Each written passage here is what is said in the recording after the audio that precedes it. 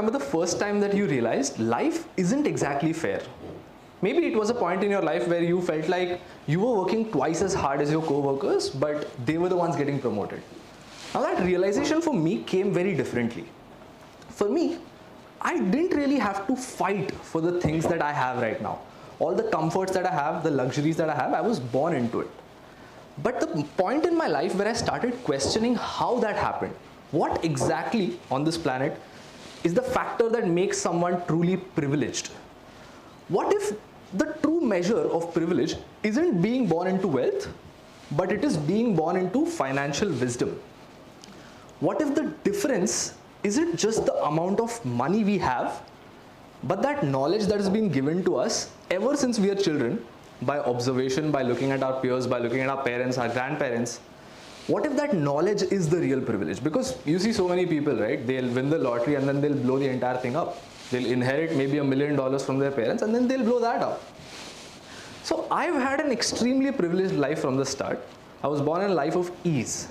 Now privilege works in very funny ways.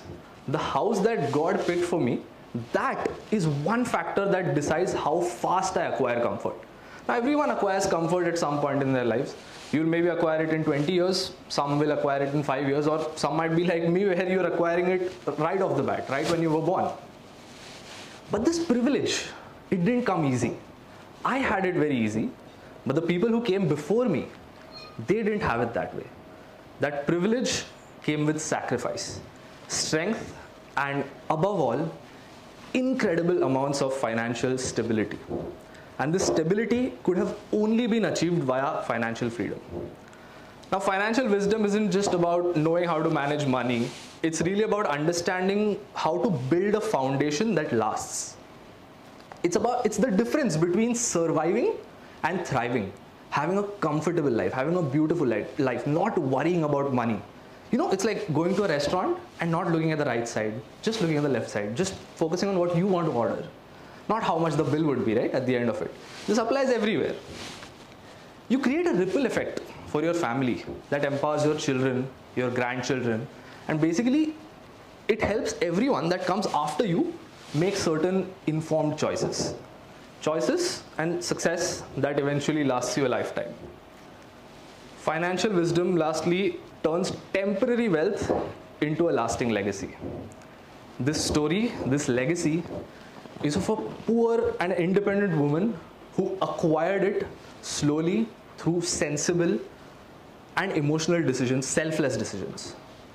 So the story is from 2021 when I expressed a desire to study abroad. I really wanted to go to the UK and pursue a degree in finance.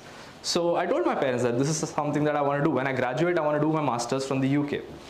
Now my parents, they were willing to use up all of their retirement savings, and they even planned on getting a second mortgage on our house so that they could fund that education for me, so that I could go and have the finest education out there. Now, my parents weren't exactly rich. My dad was freelancing at the time, and my mom worked as a transcriber. Now, this is where my retired bank teller grandmother asked me. She asked me, how much does it cost for you to study in London? So I told her, well, it's one of the most expensive cities in the world. What do you think? It's like 30-40 lakhs a year. And she said, you know what? That's okay. I can manage that. In fact, I'll manage that for you and your sister. You don't have to worry. I'll pay for it. No need to mortgage the house again. I'll pay for the entire education. You don't have to take a loan. But okay, make sure you give me my money back. But I won't be like a bank. Like, you will not have that, you know, in Hindi we say, tang di talwar, sar pe hoti hai na. You won't have that. But you have to give me my money back. Now I was shocked. This is a 70-year-old woman. She hasn't spoken any English till she turned into an adult. You know, she funded her own education by repairing clothes for the people who work for best buses. This is the kind of woman who migrated to Mumbai, didn't speak any English, and she's telling me that I'll fund your education and your sister's education and I'll still have money left. She was not only able to sponsor her own education, raise her daughters, get them married off, she even had the financial means to tell us that I'll sponsor your education in the UK. I could not comprehend this.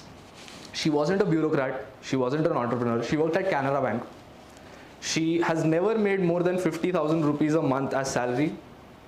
And it's not like she was extremely financially savvy or anything. It's not like she invested in private equity or startups. She had her FDs, her recurring deposits, but above all, at that time in the 70s, she invested in mutual funds.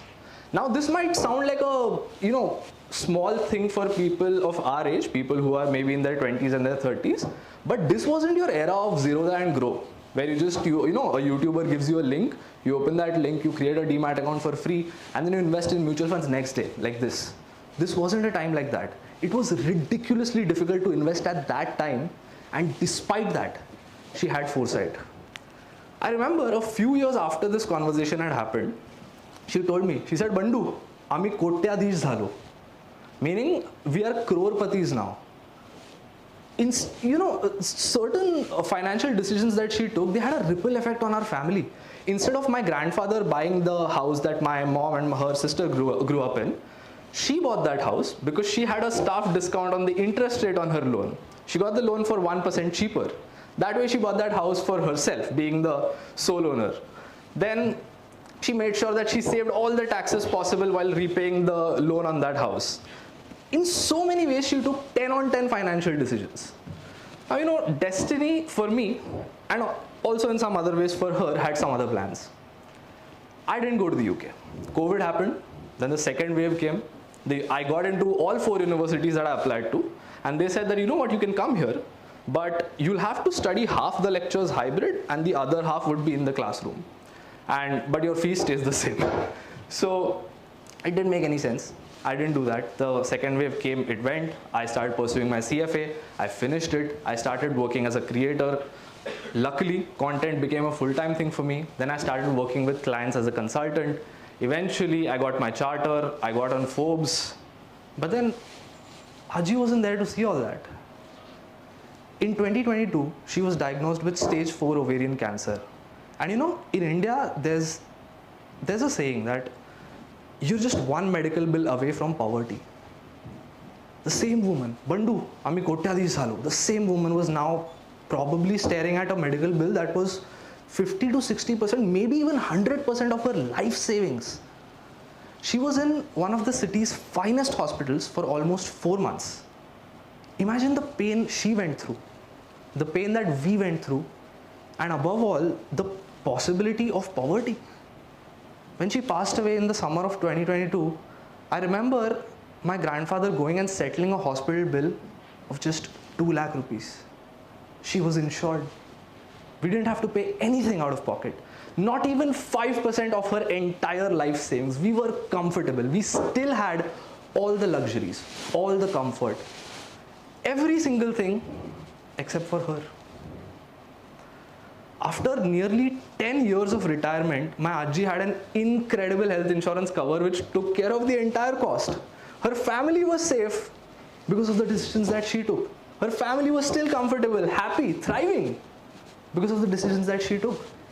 She ensured that even in death, we got to keep our privilege. She was a simple bank teller at Canara Bank. कहाँ होती है इतनी अच्छी salary या इतने अच्छे perks? बस एक basic job होती है. Her father said that he wouldn't pay for her education. That is when she had to, go out and start sewing clothes to fund the entire thing herself. And despite that, she never wore any fake jewelry in her lifetime. She said that what is mine will stay mine, and what is not, God will anyway take it away from me.